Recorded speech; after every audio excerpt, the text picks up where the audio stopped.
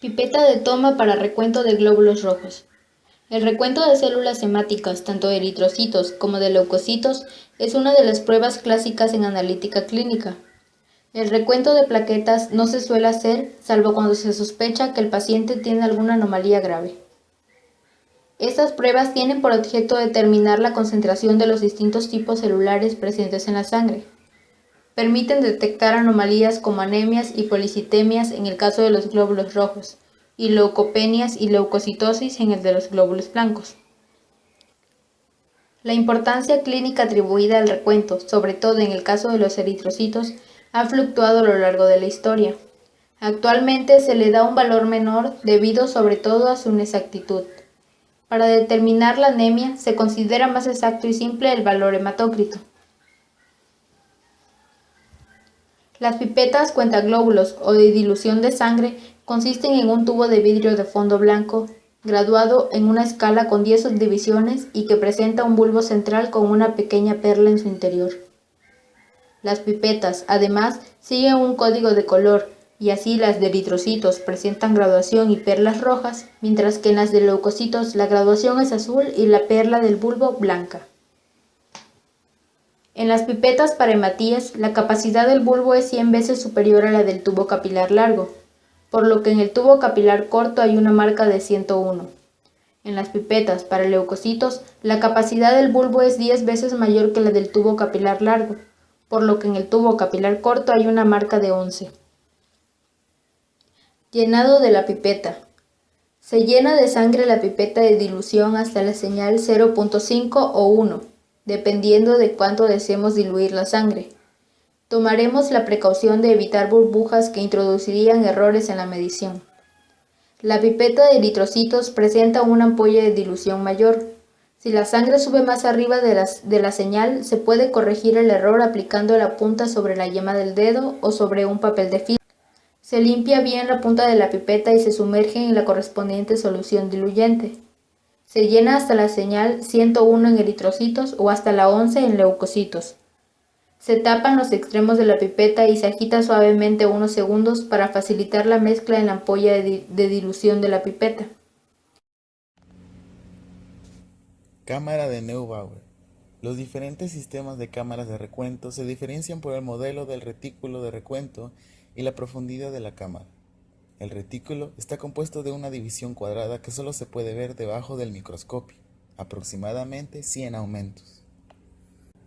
La división del retículo de esta cámara muestra 3 por 3 cuadrados grandes de una superficie de 1 milímetro cúbico cada uno.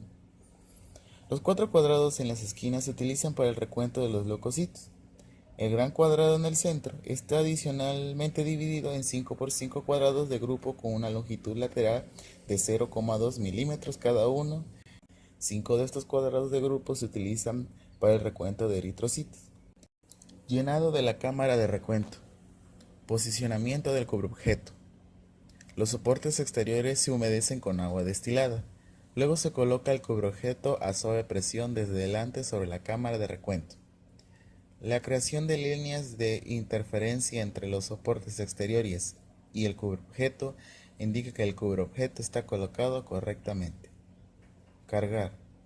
La pipeta bien mezclada se quita del agitador y se tiran las primeras gotas.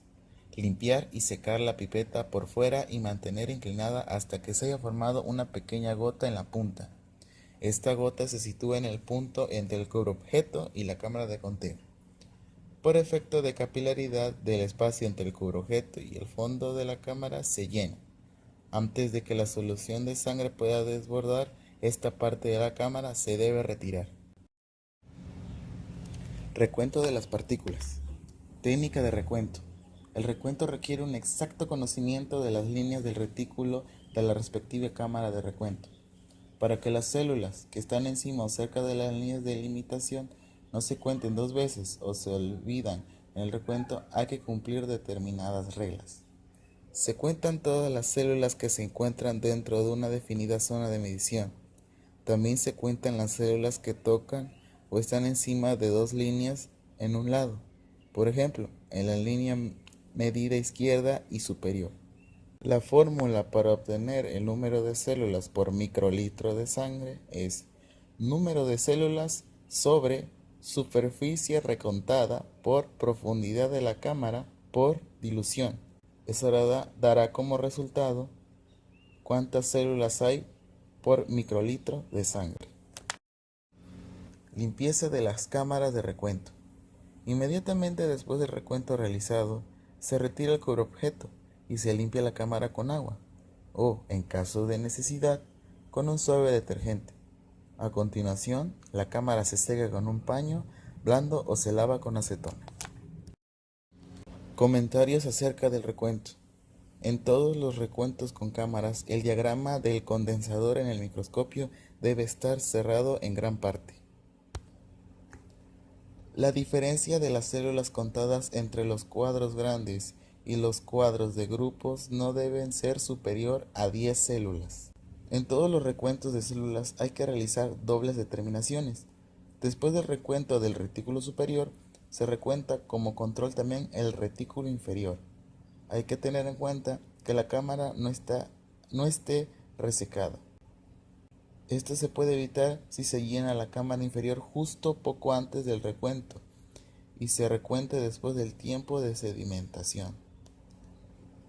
La diferencia entre las sumas de los recuentos de ambos retículos de recuento no debe ser superior a 10 células. El valor intermedio de los recuentos se aplica luego en la fórmula de cálculo o se multiplica con el factor correspondiente.